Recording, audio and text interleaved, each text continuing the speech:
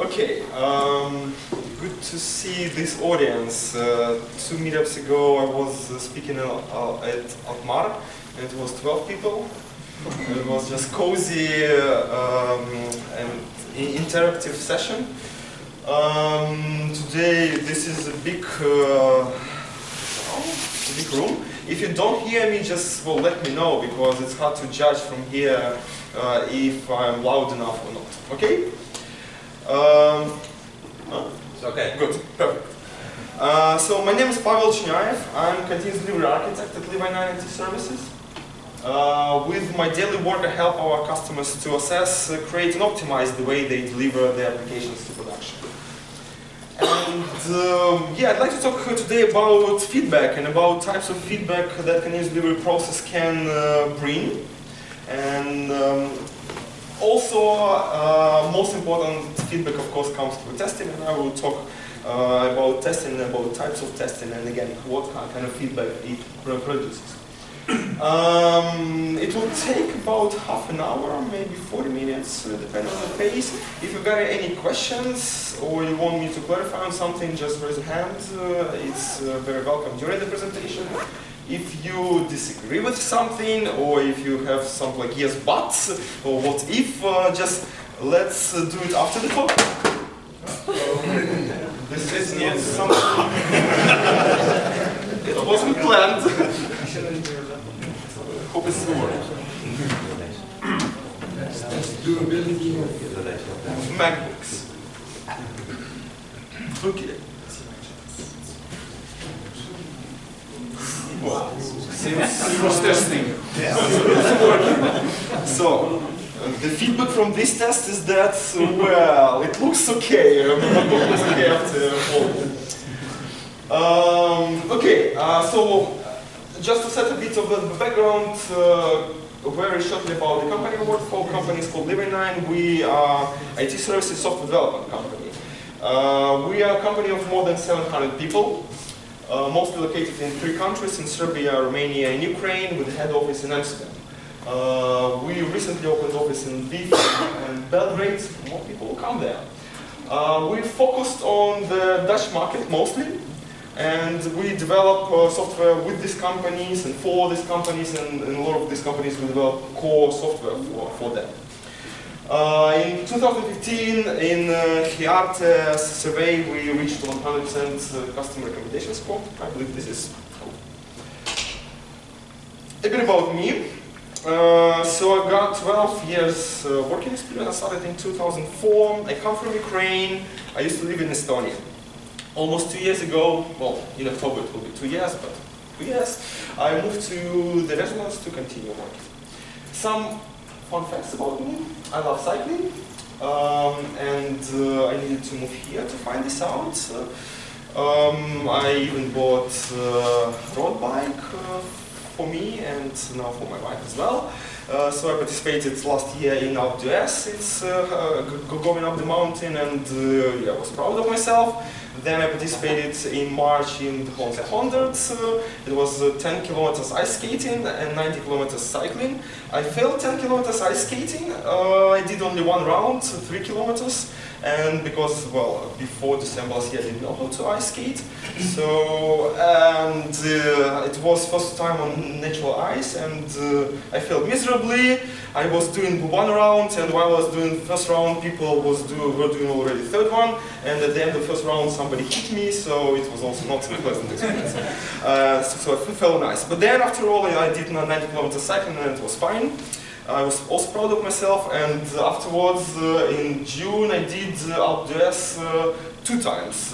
First time faster than last year, and well, and second time also improvement. So we'll see how it goes the next year. I love Dutch language, but love is in a way. Well, I love when I see it in perspective. Okay, I love that now I'm better at this than 2 months ago, but it's still kind of nervous experience. When I try to talk, but you can help me and spreek Nederlands met mij. And I know I asked some of you already and some of you tried it. It wasn't always good, but again, I'm improving, so try me again.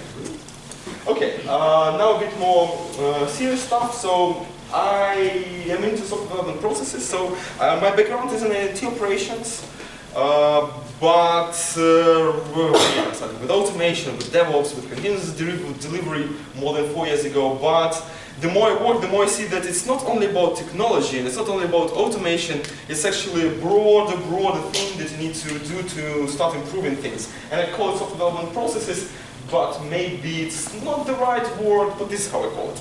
And I like working with people, because also, yeah, you can't just code and think that it is enough. It's not enough. But if we combine those two, I would like to learn from you guys in the break. What are you doing? How you're doing this? Yeah, I would like to learn from you. Okay, this is, I guess, enough for the introduction. Now let's talk about feedback. And well, there is no better way to start than with a quote. So feedback is the information about actions returned to the source of its actions. This is what Wikipedia says. And, well, it doesn't explain a lot, does it? But feedback is everywhere. It's in biology, it's in agriculture, it's in all the engineering, in any technology. And, well, for us it's important that feedback is in software and in software development. If we generalize, this is what feedback is. It's just the output of the system that is connected to the input of the system, that allows system to react to, well, how the system operates. So it allows the system to be adaptive to some events that happen inside the system. And there might be two most important types of feedback, positive and negative feedback. With the positive feedback, we're really adding to, well, facilitating the desired behavior. We want more of this. We want to amplify things. With the negative feedback loop, we want to stop doing something. We want to well, to remove the undesired behavior, to get less of something. And this is, yeah, feedback is about this. Before we move to the feedback and how it applies to continuous delivery, I want to do an introduction of what I think continuous delivery and what I promote as view on continuous delivery.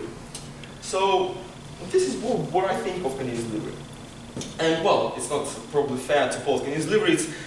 I think this is the view how we develop any software. It starts with the idea here.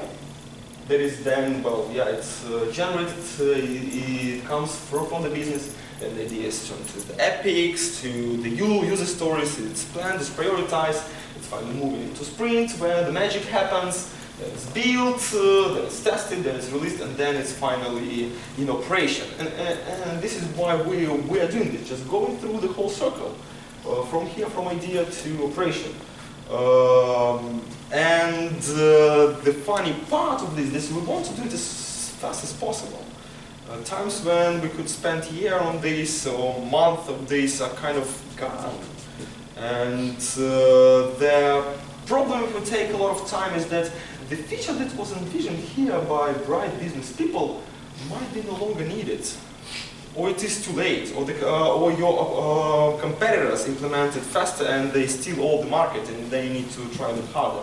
So this is why people start talking about how we can do it quickly, but how we can decrease the time it takes between generating an idea and putting it into the hands of users. And this is why we're shortening and shortening and shortening this. But it's, I believe that the only good way of decreasing this time is through establishing the quality and through focusing on quality only. Unless you put all your effort into quality, you just can't do it faster because you will just release bugs faster. You don't want it. And if your users can't use your product, again, they will go to your competitors. This is not what you want. And, or especially if you don't want these users to happen on Twitter or on Facebook. Oh, I tried a new application, it sucks. We can't use it, and suddenly everyone is about this. Only with the focus of quality you can, if not remove these things, probably you can't remove all of those, but you can reduce them a lot. So this is why it's quality. And these are two main things that I think help establish the quality. It's keeping the product releasable and building the quality in. And by keeping the product releasable, I mean the idea where any change the developer implements is self-contained. Is you implement this feature or whatever you're implementing, you commit a code and your application is still working. There is no such idea that, okay, you click a button and something is not happening because the backend is not happening. You can't just do it like this. On every change, you need to keep the product releasable. And you need to build the quality into the process. Quality is not something that can be established afterwards, somewhere late in the release cycle. It needs to be taken from the first day, from the really as early as possible.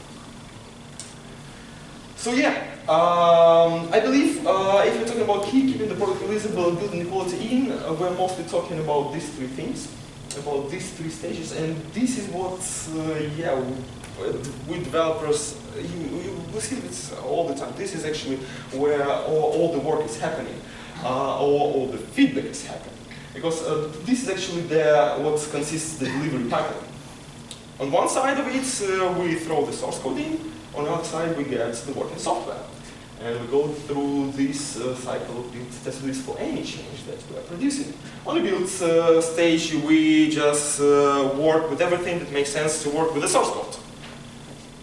And as the result of this stage, we produce a version artifact. Then we move to the test stage. This is where all the testing happens. All the criteria that you came up with to ensure the quality of your software happens at that stage. No later there. And you can see there is no manual testing there. And then if the criteria are met, you move to the release stage. Whatever release is for you. It can be downstream integrations, it can be deployment to production, it can be real release, whatever.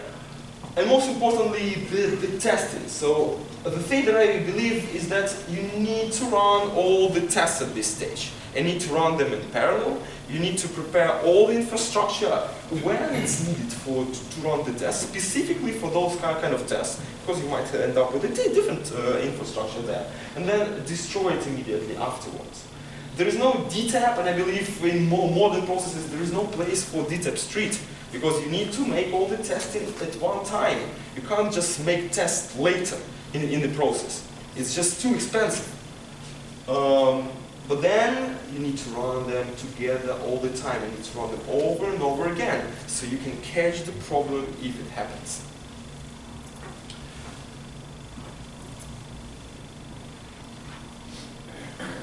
And this happens on every level. So if we think, if you have a complex build structure, you have this cycle for every component. But then if you need to integrate those components, you have the same cycle as well. And what build means can be different for one backend component, for another, for front-end component, for integrated environment. Build can be different, but most importantly, the tests are different on different levels. Ideally, you need to move all the tests to the left. This is in this process is put the test here, but most importantly, that you need to run different types of tests. You need to always think, do I need to run tests on integrated environment, or I can ensure the quality on the component level? Because the earlier you test, the earlier you find the bug, the easier it is to fix it.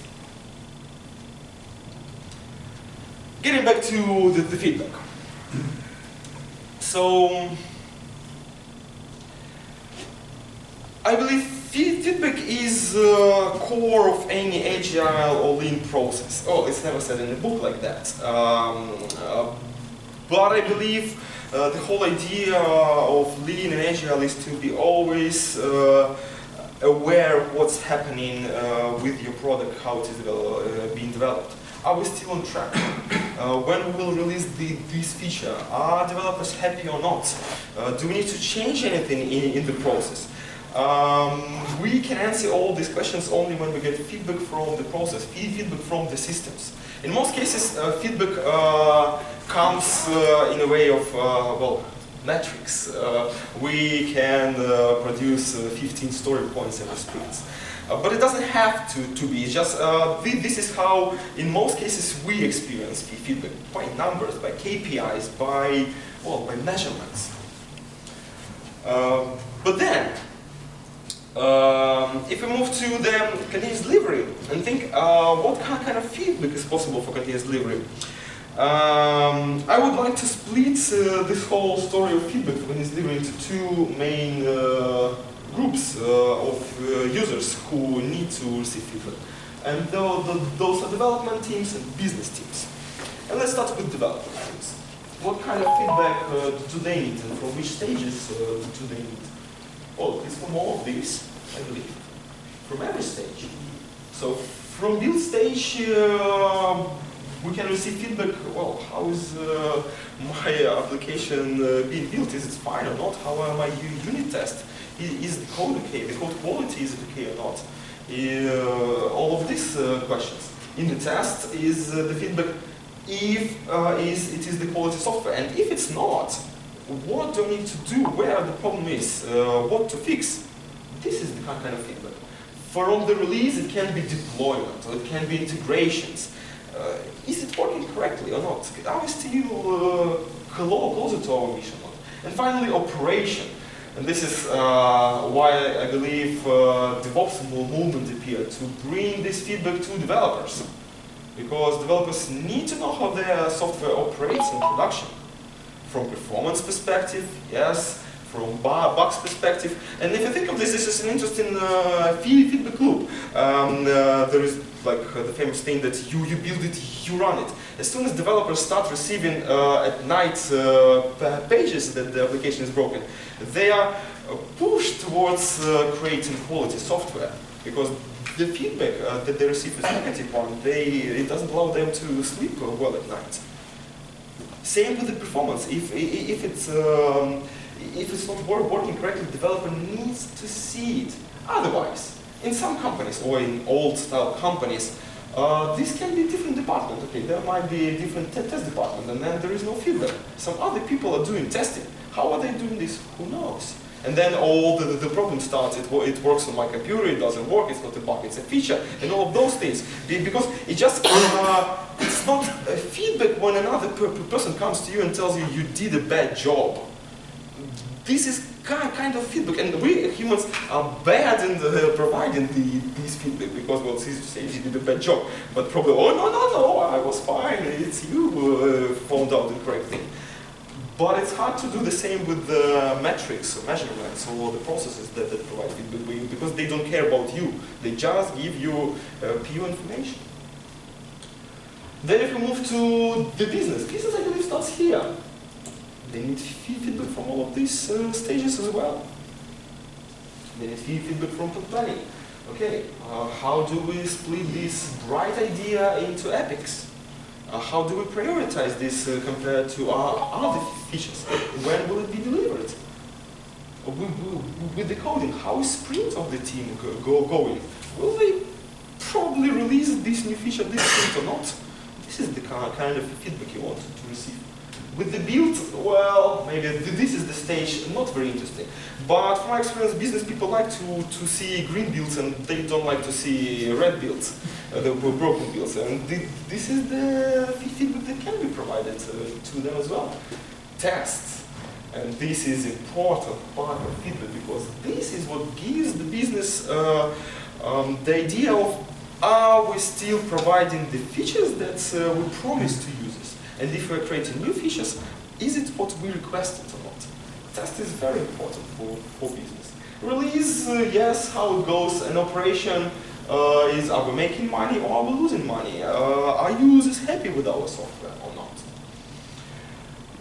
Additionally, we need these two types of feedback to developers. And I believe this is forgotten in a lot of companies. The question is, what are we doing here? Like, for whom? Why? The roadmap. In a lot of companies I see this is just, developers have no clue. They see this endless loop of sprints. Okay, next sprint, next sprint, next sprint. But they don't see the big picture. And this is the kind of feedback I believe developers need to receive.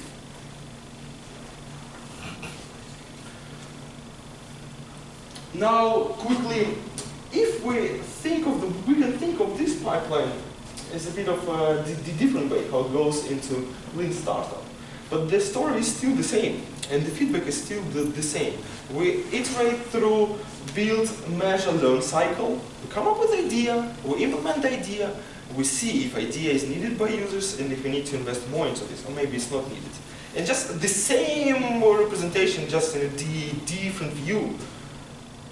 But the thing is the same. Without feedback, you just can't get this information.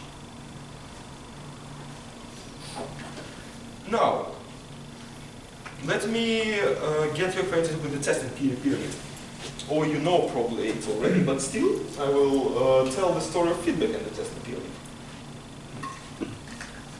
So the idea is that the testing pyramid shows the amount of tests that needs to be created for every product. Okay, most need to focus on unit test, then integration, contract, and then testing, and all the rest of the testing on top. And there are several perspectives on the pyramid. Most important perspective is amount of tests, but then execution time. The closer we're to the bottom of the pyramid, here milliseconds. Even when we get to end-to-end test or manual testing, here maybe we're talking about hours. Here maybe weeks, depending on the product. And the same idea. The feedback loop needs to, well, feedback needs to come as soon as possible. And if we rely on manual testing, and if we don't implement that testing pyramid in the way that creates the ice cone, ice cream cone, yeah, then the feedback will come a lot later when it's too late in the process. But then another perspective of this is the higher we move to the top of the pyramid, the bigger feedback to business we get. And the opposite, the more we move to the bottom of the pyramid, the more feedback to developers we get. If the unit test has failed, it means nothing to business. It means, well, the product is not working. But this is the kind of feedback developers want to receive, because then you know exactly what is broken and you know where to fix it. When end-to-end test fails, okay, the business knows that this specific feature is not working. Where to fix it? Good luck finding out. So you can spend hours and then find out. This is why we need unit tests, or unit integration tests, because they allow developers to quickly fix the issues. But we also need end-to-end tests as well, because those speak with the language of business. These are the features and they're still working. Quickly, the type of feedback that we can get from the different types of testing. Unit testing, it's mostly feedback to development. Your objects, your methods in the objects are still working, and they're working correctly as you design them to work. If you don't have any unit testing, aiming for 100% coverage probably is a good thing, but I don't think that it is a valid metric. It's more, how do you find regressions? There are tests for unit tests, but this is a very different story. Then we go to integration testing. It's also kind of most important feedback to developers. This is how different objects communicate, how they work together, or how they cooperate with the third-party services. This is a very important type of feedback for development teams. Then, and I'm talking more about microservices, of course, architecture, of course. Anyway, we move on the level of microservices, and this is the contract test is what starts to provide more and more feedback to business, but they also provide important feedback to developers as well, because this is this black box testing. You might think of this. If we forget about what's inside, is our service providing what we promised it is providing or not? And this is what is called conscious testing. It's important feedback to both business and to both development. And if we go to end-to-end testing, this is again a level of integration of the different microservices, or the level of the whole monolithic application, how it performs as a whole. Here we can talk about user journeys or how people use system, but this is the most important feedback to business. We're still building the right product. Now, if we abstract a bit,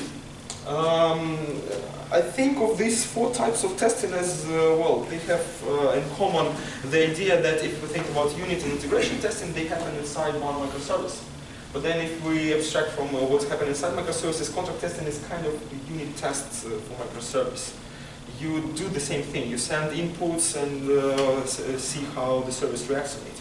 And end-to-end test is kind of integration test because you're testing how different microservices communicate to each other.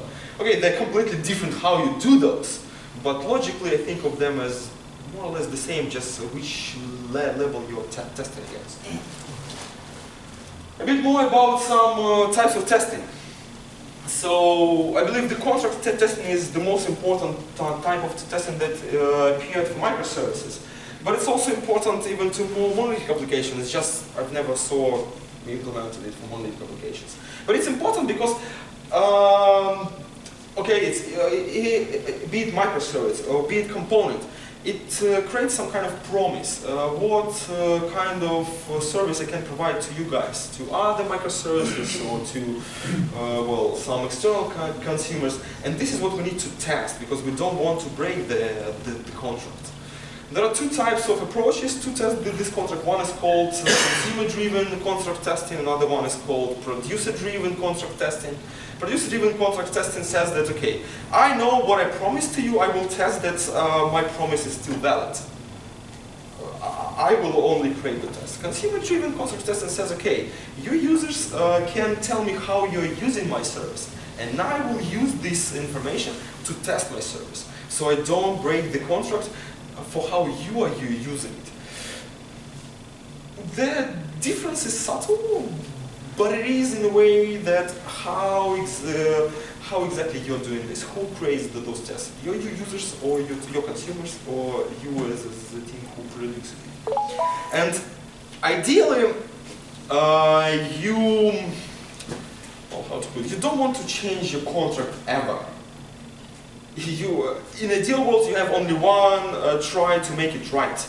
Because every time you change the contract, this is an expensive game. It's an expensive procedure. Because people started using it the way you promised it. And people need to invest time, effort, and money to change the way you're doing this. And okay, if it's internal contract, it might be easy. You can go to the guy, have a beer with him, explain, and he will change it. But if this is a promise to external customers, in a lot of situations you have no control into that. And they must say, whoa, we have a signed contract with you, you can't just change it. So in ideal world, you need to create it once and for all. Unfortunately, we're not in an ideal world, and in most cases you need to change this. For that you need to version.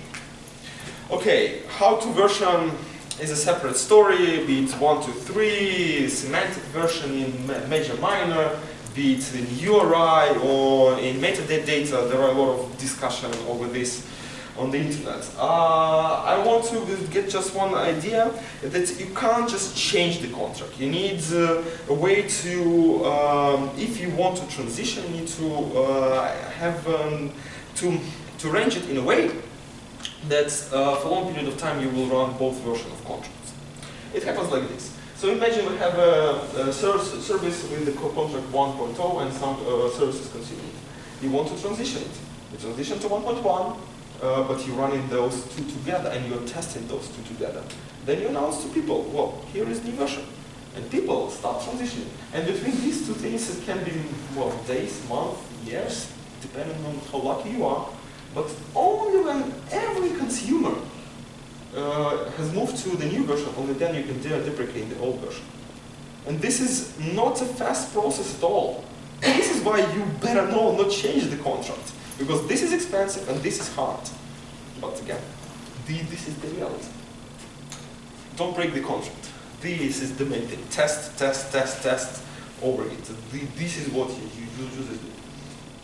Performance testing. Quickly, I want to talk about 3 things and 3 types of feedback that I believe are important for performance testing. First of all is how fast does my page load? And you need to have some ambition there, but set it appropriate. Be it the page load or API response, but you need to measure it and you need to have this feedback loop to be able to know how's happening and if it's degrading, reacting. But second thing is how many users you can have and they can consume your service simultaneously. And again, this is an interesting type of feedback because it allows you to, well, size things, but also improve things.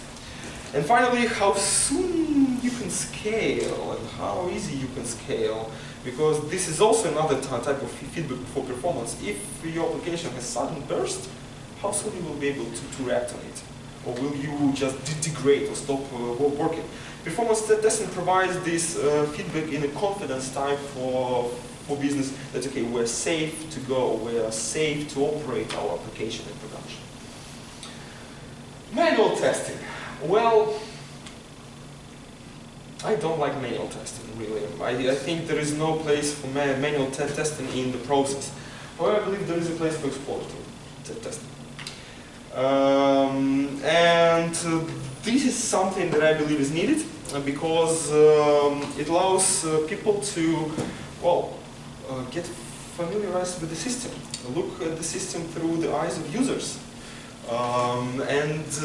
Even try things, some things. Before you even go to automate and test, you might want to see what to automate, how you can ensure that the system is working.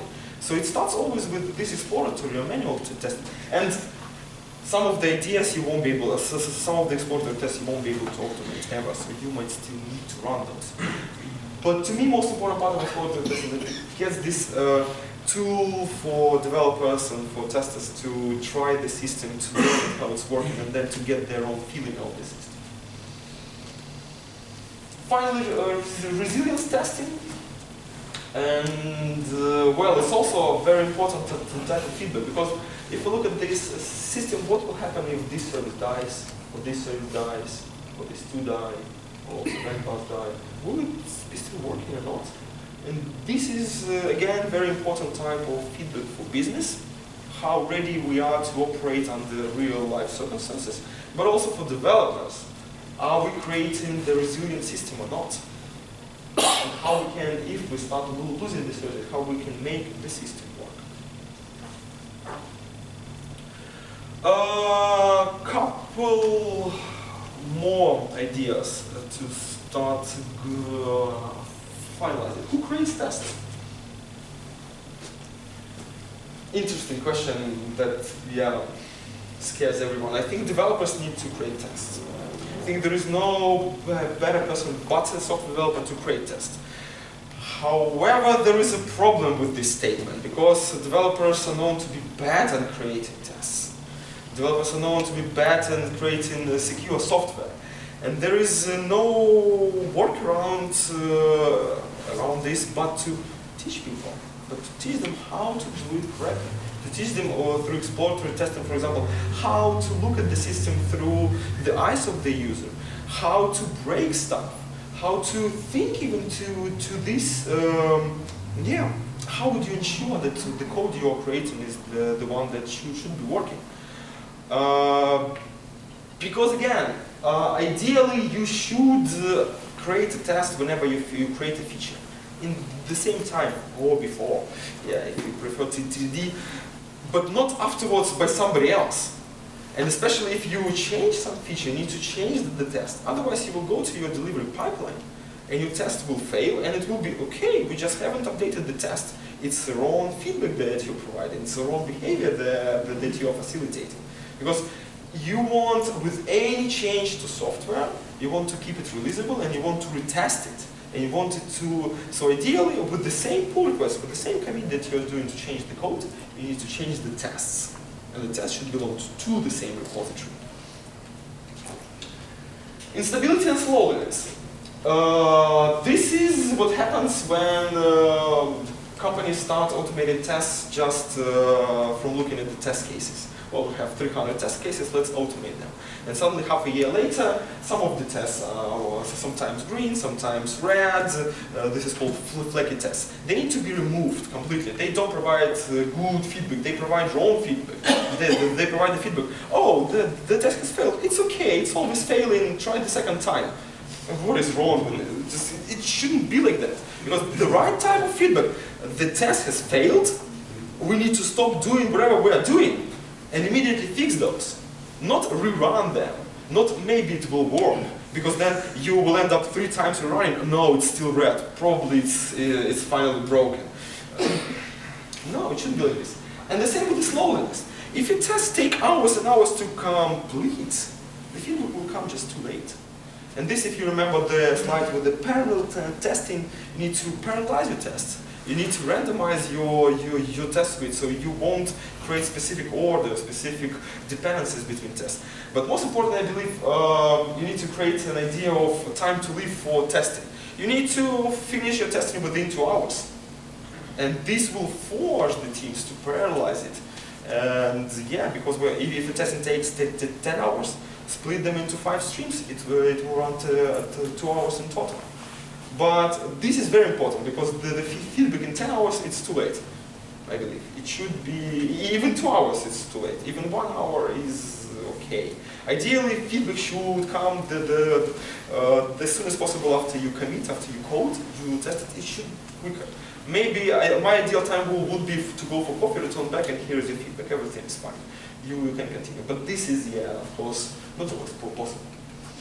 Finally, the feedback from release and deployment and the difference between them. So the different, you probably know this. So deployment is an act of putting the code or the binary to the server, while release is making this code work and make it available for users. And this needs to be separated because in some processes implemented you always deploy, but you don't always enable the feature for users. Be it through function tolling or any other technique. And deployment provides nice feedback to developers, okay? We manage, we can still continue working to developers, I said, yes. And it also provides feedback to business. We are aggregating features, we soon will be able to do a marketing release. We are on track, everything is fine. And when release comes, developers probably, well, they don't care if they don't have feedback loop from the operation. But if they do, release comes, the feature is totally set, developers can see how their code is finally working in production. You can emulate this on some test environment, but it's only production when you start looking at this. And for big business, the feedback is, yeah, finally it's working. Here are new features that will generate us a lot of money. So yeah, this was about feedback, about adaptive systems and what types of feedback we have for continuous delivery. And just to have the main 4 ideas that I wanted to communicate, and I hope you will remember from this presentation, is keep the product releasable. With every commit you do, you need to keep this in mind. Build the quality to the system, start testing as soon as possible, and automate this to provide right feedback. Do it through frequent and incremental releases, just to be able to safely release. And yeah, run continuous improvement, because only with feedback you can improve all the time through, be it positive or be it negative feedback. And this is it. Thank you.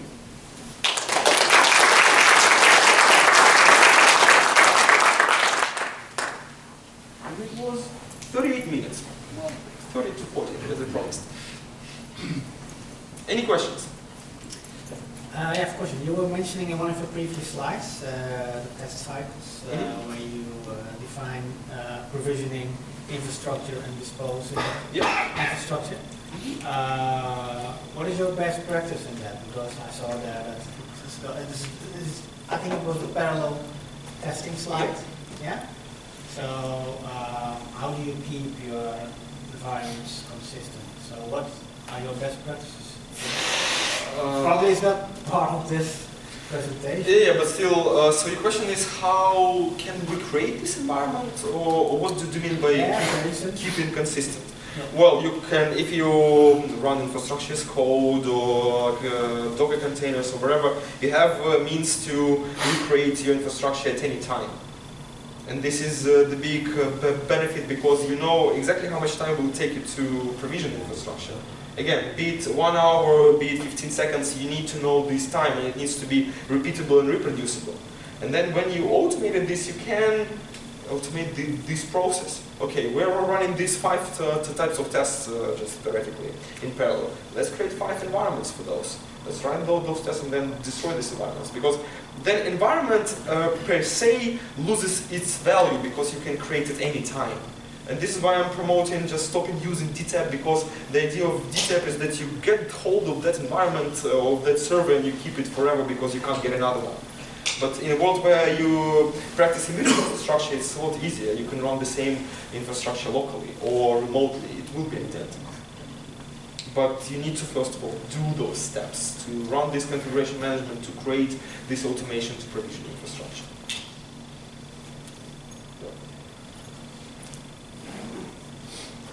Well, you can always ask quick questions later, of course, but here's the agenda. Yeah. On the slides you mentioned the testing pyramid with types of testing, but later you also mentioned talking about the performance and resilience tests. All of them belong to the top of the pyramid. A blank triangle. Yeah. The top triangle. They are very, very important.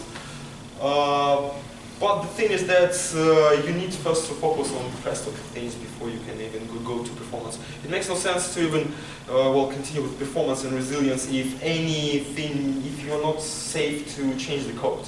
Because you need unit integration tests, contract tests to be safe to refactor or change the code. Otherwise, any change is potentially breaking the system, and you won't even know it.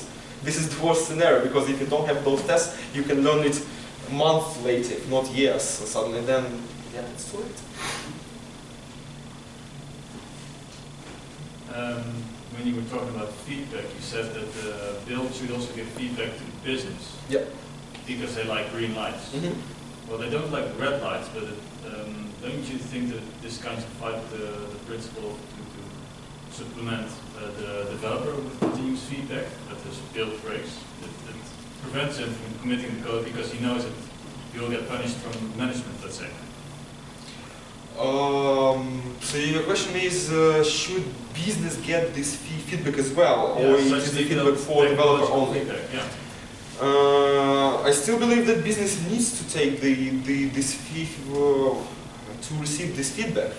The question is how they react on it. If the reaction is you broke the build, we need to punish you, this is wrong reaction. This is not what you want to facilitate. You want to facilitate a bit of a different thing. Yeah, it happens. But we can learn from this, because broken build is essentially, well, something went wrong. If you just learn from this, add it to more testing, or arrange it in a way that you don't see the same problem again, then red build is a perfect thing, because you will never have the red build for the same reason. And this is what I believe type of feedback that needs to go to business. It happens, but we are improving all the time based on this. Again, no punishment, because failures happen. It's how you react on those. This is what makes it different. You either punish or learn. You better learn than punish. Yes, please. I have a different question from different angle. So one of the testing there was E2E testing. How do you actually read no feedback whatsoever, and how do you change the culture of your end user? So the question is, how do you change the culture of user through end-to-end testing? Or? Correct, yes. So let's say if you're conducting some E2E testing and you're getting no feedback from the end user. So how do you get more engaged with your users? So when I'm talking about end-to-end testing, they actually don't come from user. They are synthetic tests. Okay. Users are testing everything in production. This is where operation. I didn't talk about this at all in the presentation. But then, yeah, I'm not sure what to ask them. If it's end-to-end tests, you need to think how you create those and what do your end-to-end test cover. And this is a big story on itself, how you create this user journey or personas, because you don't need to test every test case or to cover every test case with end-to-end. If this answers your question, not really. Okay, it does. Good. Then, thank you.